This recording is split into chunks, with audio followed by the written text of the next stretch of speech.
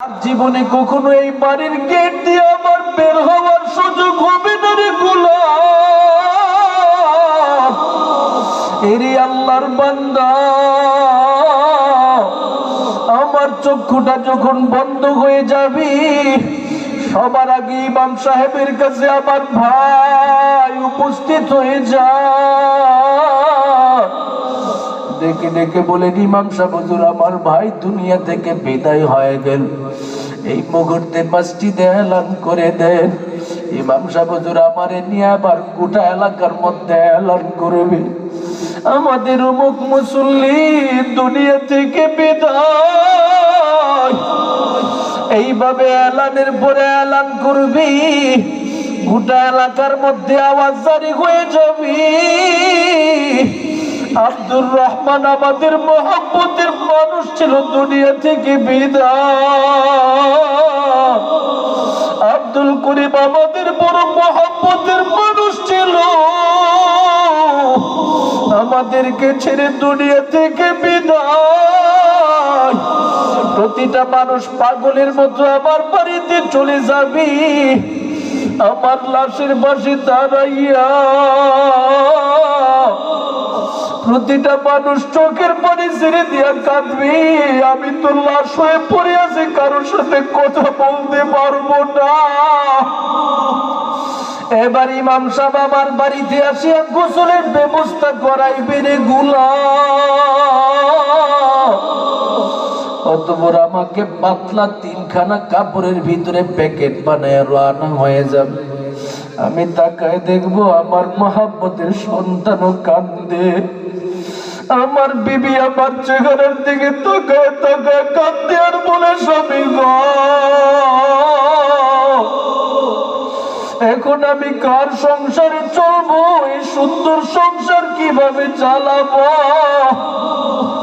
আমার বিবি কাঁদবে, সন্তান কাঁদবে, ভাই কাঁদবে, ভাতিজা কাঁদবে, কিন্তু আমার জবাব দেওয়ার কোনো যোগ্যতা নাই। এবার আমার লাশটা নিয়ে রওনা হয়ে যাবে রে গোলাম। যেই গেট দিয়ে আমার নিয়ে বের হয়ে যাবে, ওই গেট দিয়ে আমি বের হবো আর কাঁদবো। আর জীবনে এই গেট দিয়ে আমার ঢোকা হবে না। আর জীবনে কোনোদিন আমার ওই ভাইটাকে ভাই ভাই বলে ডাক দিতে পারবো না। আর জীবনে কোনোদিন আমার সন্তানদের সন্তান বলে ডাক দিতে পারবো না। এবার আমার জানাজার নামাজ পড়াইয়া আমার গ্রামের কবরস্থানে আমারে নেওয়া হবে।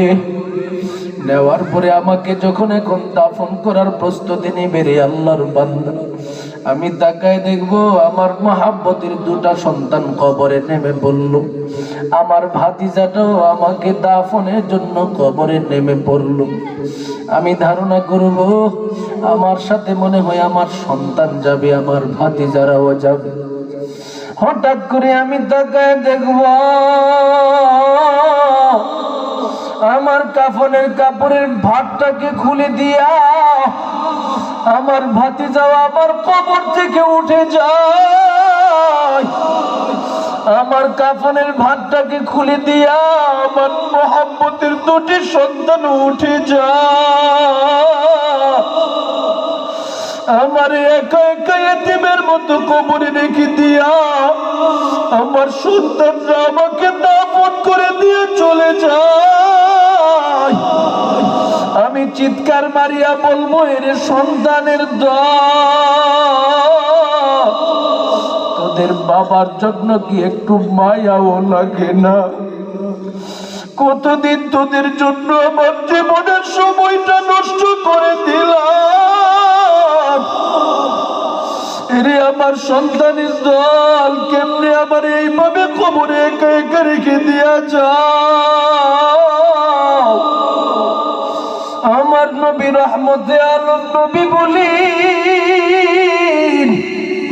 যদি তুমি দুনিয়ার জমিনে হায়াত নামক মহান দৌলতটাকে কাজে লাগাইয়া কবরে যেতে পারো, আমার নবী বলেন আল কবর রাউযাতুম মির রিয়াজিল জান্নাহ, তোমার কবরটা আমার মালিক জান্নাতের বাগানে রূপান্তরিত করে দিবে।